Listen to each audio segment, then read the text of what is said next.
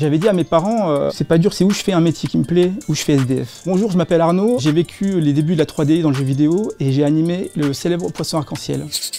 Je suis infographiste depuis 98. Je suis rentré au Beaux-Arts en 92. On était 3 à faire de la 3D et on était super mal vus. Moi, qu'est-ce que vous faites? Voilà, ça marchera pas. Et bon, on était fiers de nous, on faisait des trucs, on les montrait à tout le monde. Et nos copains, eux, ils étaient impressionnés. Moi, je sortais d'école, j'avais pas appris et personne m'avait appris la 3D. La 3D dans les années 90, bon, c'était moche, parce que c'était temps réel, donc c'était vraiment pas terrible. Des logiciels, ça plantait tout le temps. Des fois, ça écrasait tous les fichiers, on recommençait tout.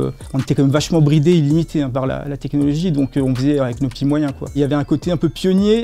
Pas dans le sens mondial, mais dans le sens local. Enfin, on devait peut-être être 5 dans le département, quoi. Chez Elix Numérique, je suis resté 2 ans et j'ai fait 3 jeux. Arc-en-ciel, Justine et Arc-en-ciel. 6 mois par jeu, enfin peut-être un peu plus. On n'était pas des grosses équipes, hein. Il y avait le graphiste 3D, le graphiste 2D, le mec qui fait les scénarios, le programmeur, chef de projet. Poisson Arc-en-ciel, c'est un livre qui est un best-seller. Il y a plein de poissons qui ont été créés. Hein. Moi, je les faisais en 3D. C'était moi qui faisais vraiment la baleine arrive, le poisson arrive, que ça soit dynamique. Premier job, on est un peu intimidé. Premier jeu, on veut pas se rater, quoi. 10 secondes de ah ouais, c'est bien, le poisson passe, c'est super. Nous, c'était, on avait la goutte, hein, les sueurs.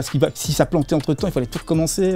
Le poisson, il y avait des petits scintillements. C'était pas évident de le rendre en 3D à l'époque. C'est pas par After Effects ou des choses comme ça. C'était vraiment fait directement dans la 3D. Donc on a fait plein de tests. On mettait la journée à les rendre. C'était super long. Le logiciel qu'on utilisait, c'est moi qui l'ai amené.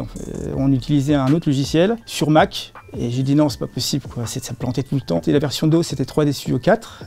Et après, la version Windows, avec une belle interface et tout, c'était 3D Studio Max. Là, c'était beaucoup plus pratique, beaucoup plus simple. Je pense aux gens qui ont fait des jeux en 3D avant. Sur DOS, c'était vraiment, c'était fait être motivé. On programmait, on disait X22 fois machin, tangente, machin, puis ça traçait un truc. Maintenant, un PC, on peut faire de la 3D sur un PC portable bas de gamme. Hein. Des logiciels gratuits, il y a des tutos partout, c'est gratuit. Je vois des gens, ils disent ouais, tu conseilles quoi comme carte graphique pour faire de la 3D? S'ils savaient ce qu'on avait, c'était des trucs, même sur une montre, c'est plus facile, quoi. C'est incroyable. C'est sûr que quand on dit on travaille sur un jeu dématérialisé, notre entourage ne se rend pas trop compte, mais dès que c'est une boîte et puis qu'il y a le CD, qu'on voit le truc tourner, voilà, c'était vraiment sympa, quoi. Évidemment, montrer à mes parents le CD-ROM et tout, la boîte est chez eux. J'avais dit à mes parents, c'est pas dur, c'est où je fais un métier qui me plaît, où je fais SDF. En 5e, j'avais dit à mon prof de maths, j'aimerais bien faire des jeux vidéo. Et il m'a dit oui, mais pas programmeur, graphiste plutôt.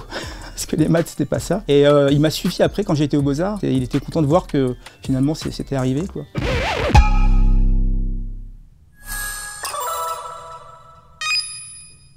Colmini!